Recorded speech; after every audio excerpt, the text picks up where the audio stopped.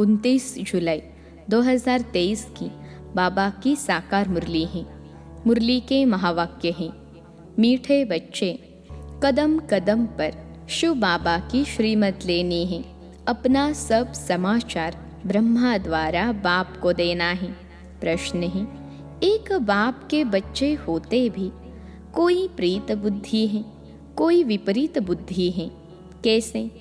उत्तर है, जो बच्चे अपना पूरा कनेक्शन बाप दादा से रखते हैं, किसी बात में संशय बुद्धि नहीं बनते हैं।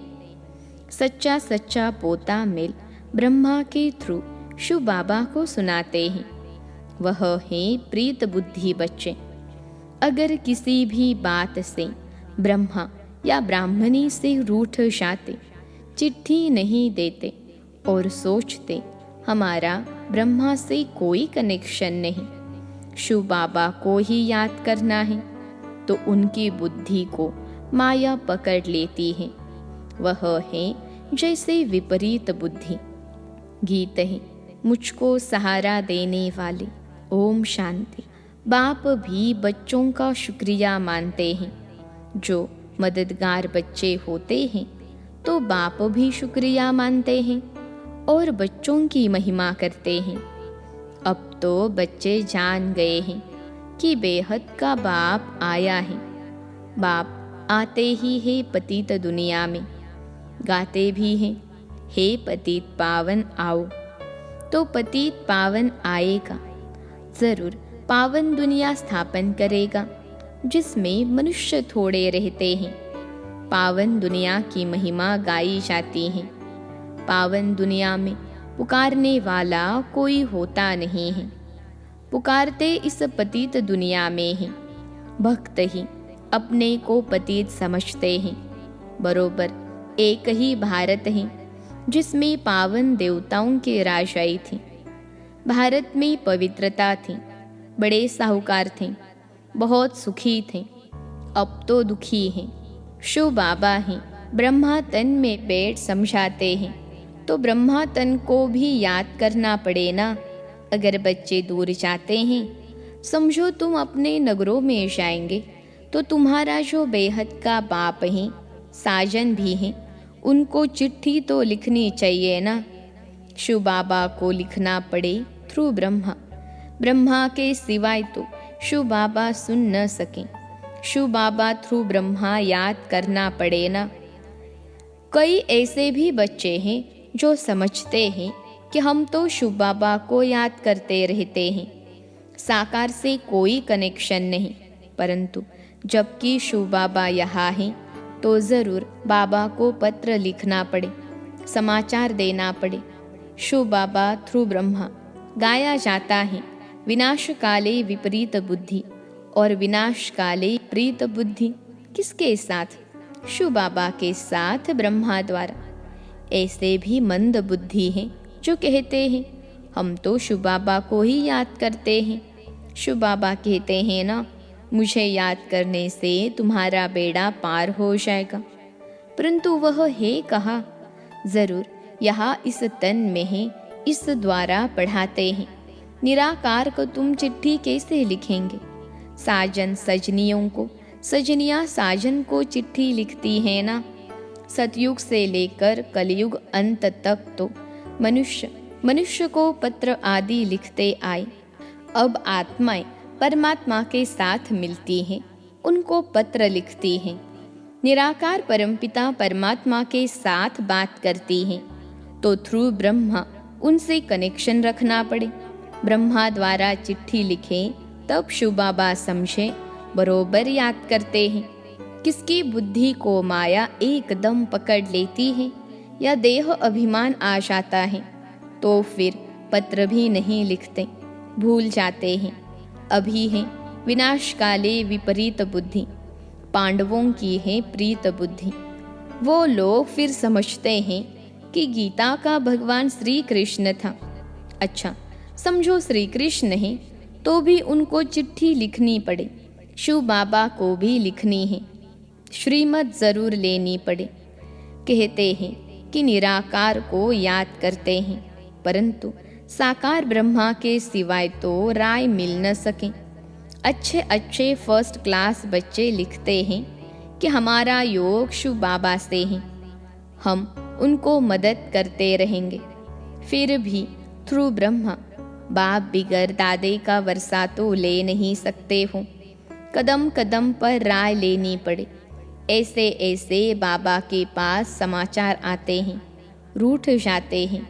ब्रह्मा से व ब्राह्मणी से फिर माया एकदम मुंह फेर देती है। समझना चाहिए कि कदम कदम पर हमको शिव बाबा से श्रीमत लेनी है। बाबा इस हालात में क्या करना चाहिए? बाबा हमेशा पूछते रहते हैं कि बच्चे खुश राजी हो। एक होती है शारीरिक बीमारी, दूसरी फिर है रूहानी बीमारी। कभी पत्र नहीं लिखते कि बाबा हम मौज में हैं, हमारे ऊपर माया वार नहीं करती हैं। अच्छा, वह सब कुछ जानते हैं, परंतु फिर भी उनसे मत तो लेनी पड़े ना। इस बात में भी राइट हो या रॉन्ग हो। योग पूरा नहीं है तो उल्टे हो पड़े हैं। विनाशकाले प्रीत बुद्धि बच्चों को तो बाप के पास आना है। बाप यहाँ बैठे हैं ना, बहुत हैं जिनकी विनाशकाले विपरीत बुद्धि हो जाती है तो उल्टे सुल्टे काम करने लग पड़ते हैं, मूंझ पड़ते हैं। श्रीमत लेने बिगर तो काम चल न सके। बिगर गाइड अकेला पहुंच न सके। कोई रास्ता जानते ही नहीं तो जा कैसे सकते? गाइड का जरूर हाथ चाहिए। तैरने के लिए जरूर आधार चाहिए। बच्चों को बाबा सावधानी देते रहते हैं कि कोई भी बात में संशय उठ पड़े तो भी कम से कम इनसे तो कनेक्शन रखना पड़े। शिव बाबा की मत भी तो इनसे मिलती है ना। बाबा ने समझाया, अकाल मूर्त का यह रथ अथवा तख्त खास मुकर्रर है। बाबा कहते हैं मैं इनके रथ अथवा तख्त का आधार लेता हूँ, बाकी मैं किसी में भी कभी भी प्रवेश कर अपनी सर्विस कर लेता हूँ। बाबा ने समझाया है कि कोई हनुमान की भक्ति करते हैं तो उनको वह साक्षात्कार कराता हूँ, उनकी भावना का भाड़ा देता हूँ। अगर हनुमान का साक्षात्कार कराया तो वो ही भाव बैठ जाएगा, उनके पीछाड़ी लटक पड़ेंगे। बाबा ने यह रथ तो बहुत अनुभवी लिया है। था भी यह जवाहरात का व्यापारी, यह भी अविनाशी ज्ञान रत्नों का व्यापार है। कल्प कल्प इस रथ में आओ तब तो कार्य करूं। ब्रह्मा द्वारा ब्राह्मण रचेंगे ना, जैसे क्राइस्ट द्वारा क्रिश्चियन रचे जाते हैं। राशि मिलती है ना, तो मुझे आना पड़े ब्रह्मा के रथ में। इनके ही जन्मों की कहानी बैठ समझाता हूँ। पहला जन्म तो है श्री कृष्ण का, उनके ही बहुत जन्मों के अंत के जन्म में आता हूँ। यह एक्यूरेट बताता हूँ। कोई पूछे तो बोलो, पहले तो ब्रह्मा जरूर चाहिए, तब तो उन द्वारा ब्राह्मण रचे। व्यक्त प्रजापिता ब्रह्मा चाहिए। सूक्ष्म वतन में तो प्रजापिता होता नहीं है। प्रजापिता ब्रह्मा यहाँ चाहिए और मैं आता भी भारत में हूँ, जबकि घोर अंधियारा होता है। आधा कल्प भक्ति का पूरा होता है। गाते भी हैं, हे पतित पावन आओ। अगर प्रलय हो फिर तो दुनिया पावन हो न सके। प्रलय अक्षर रॉन्ग है। जब बहुत दुखी पतित होते हैं तब मैं आता हूँ। पावन दुनिया है सतयुग त्रेता, द्वापर कलयुग है पतित दुनिया। यहाँ कितने करोड़ों मनुष्य हैं। सतयुग में तो इतने नहीं चाहिए। दिखाते हैं पेट से मूसल निकले, जिससे अपने ही कुल का विनाश किया। यह सब कहानियाँ बैठ बनाई हैं। पेट से कोई चीज़ नहीं निकली है, यह तो बुद्धि का काम है। साइंस से भी अभी देखो कितना सुख हो गया है। आगे यह गैस, बिजली आदि कुछ नहीं था। बाबा तो अनुभवी हैं, कहते भी हैं कि मैं वृद्ध तन में आता हूँ। श्री कृष्ण का तो वृद्ध तन नहीं है। श्री कृष्ण पतित थोड़े ही हैं। कहते हैं कि पतित पावन आओ, तो पतित दुनिया, पतित शरीर में आना पड़े। पतित दुनिया में पावन शरीर होता ही नहीं। यहाँ आत्माएं भी तमो प्रधान, तो शरीर भी तमो प्रधान है। गोल्डन एज, सिल्वर एज कहा जाता है ना। पहले ही गोल्डन एज, वहाँ आत्मा और शरीर दोनों पावन हैं। फिर आत्मा पतित बन जाती हैं। उन्हों को आकर वाइसलेस यानी पावन बनाता हूँ। माया ऐसी है जो अच्छे अच्छे फर्स्ट क्लास का भी कान पकड़ लेती है। ब्राह्मणी से या ब्रह्मा से नाराज हुआ, संशय पड़ा, यह गया, माया मुंह फेर देती है। प्रीत बुद्धि से विपरीत बुद्धि बन पड़ते हैं। फिर शिव बाबा से पढ़ना छोड़ देते हैं। कोई पढ़ते हैं परंतु पूरी धारणा नहीं होती, तो बाबा कहते हैं हर्जा नहीं, सिर्फ 2 बातें मजबूत कर लो। बाबा को याद करना है। अभी तुम्हारी बुद्धि यहाँ और वहाँ यानी घर में रहनी चाहिए। एक जिन्न का मिसाल है ना, उसने कहा कि काम दो नहीं तो खा जाऊंगा। बाबा भी कहते हैं कि मैं यह याद करने का काम देता हूँ। अगर याद नहीं करेंगे तो माया कच्चा खा जाएगी। याद के लिए कुछ समय तो निकालना चाहिए ना। पहले थोड़ा समय, फिर बहुत प्रैक्टिस होती जाएगी। बाबा कहते हैं कि चुप रहो, सिर्फ याद करते रहो। तुम जानते हो कि बाबा ऊपर में भी है, यहाँ भी है। हमको बाबा के पास जाना है। अभी तुमको समझ है बाबा इस शरीर में आया हुआ है। याद नहीं करेंगे तो माया कच्चा खा जाएगी। कहानियाँ तो बहुत बना दी हैं, आगे बेसमझ थे। अभी बाबा समझाते हैं कि मैं चला जाता हूँ, फिर तुम विश्व के मालिक बनते हो। तुम्हारी आत्माओं से बात करते हैं। आत्मा ही इम्तहान पास करती है शरीर के द्वारा। अभी बाप कहते हैं कि देही अभिमानी बनो।